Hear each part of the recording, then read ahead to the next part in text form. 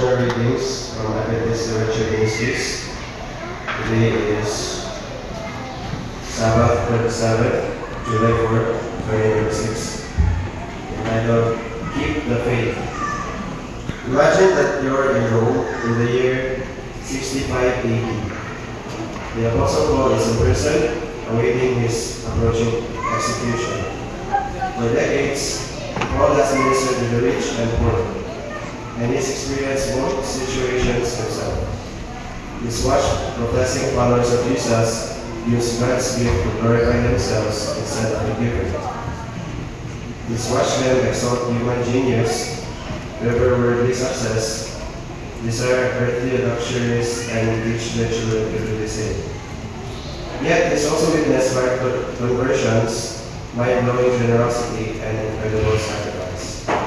He's felt guilt for not always following the example of Jesus, who being rich became poor for our sake, that we, through his poverty, might become rich eternally. A decade earlier, Paul had an epiphany. He saw right through everything offered to the world, and he realized that his greatest possible satisfaction, his highest privilege, his very reason for existing, was to lift up Jesus Christ. With death approaching, Paul writes to young Timothy, "It's a dying man's last letter, guarded with wisdom, fatherly advice, and earnest pleading." He concludes, "Timothy, I have fought the good fight. I have finished the race. I have kept the faith." Can be found in 2 Timothy 4:7. That's also Paul's prayer for us.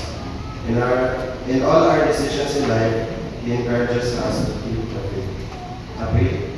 It's not time to return God's light and give the promised offerings, which we are encouraged to be glad and set aside as a percentage of our income this week. Let's ask God to help us hold up tightly to Him. Let's reflect God's faithfulness in our returning of light and giving of offerings. Let's keep the faith.